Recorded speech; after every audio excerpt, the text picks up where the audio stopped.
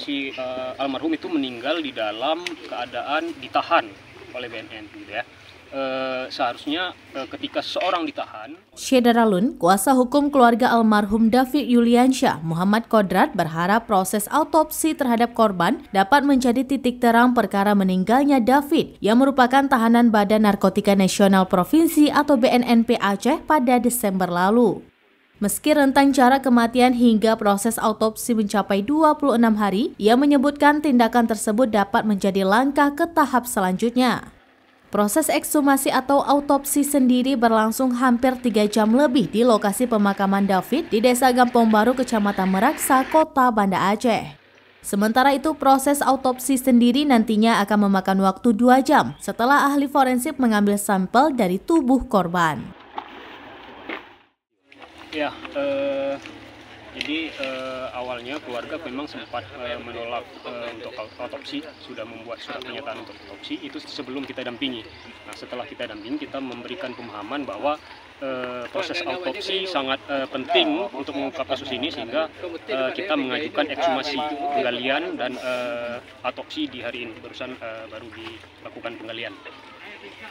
Nah, kita berharap memang ini kalau dari jangka meninggal dunianya kan itu sudah agak terlalu lama ya, sudah 3 mingguan lebih.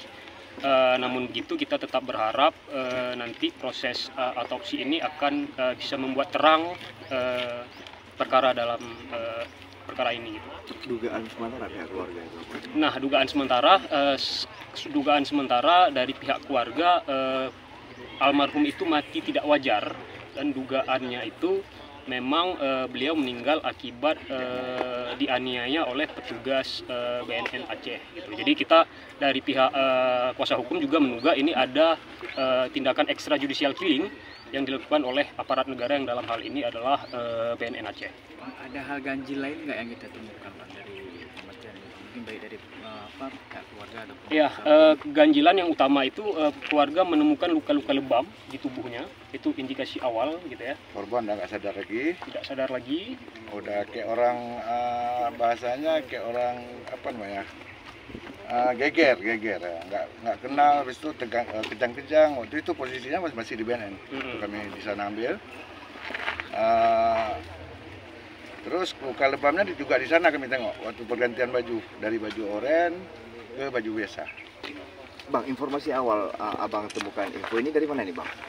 Bisa kami tidak ada pemberitahuan secara resmi. Disitulah kami mendapat kejanggalan yang kami dapatkan. Pemberitahuan secara resmi beliau ditangkap, nggak ada ke keluarga. Sampai terakhirnya pokoknya kami nggak ada terima surat pemberitahuan resmi.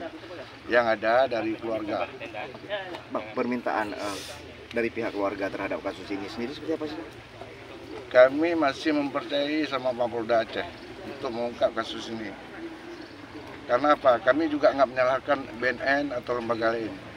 Yang kami usut tuntas itu oknum BNN agar tidak kejadian sama orang-orang lain misalnya. Ya, jadi begini sedikit, si almarhum itu meninggal di dalam keadaan ditahan oleh BNN. Dari Banda Aceh, Indra Wijaya, serambinews.com.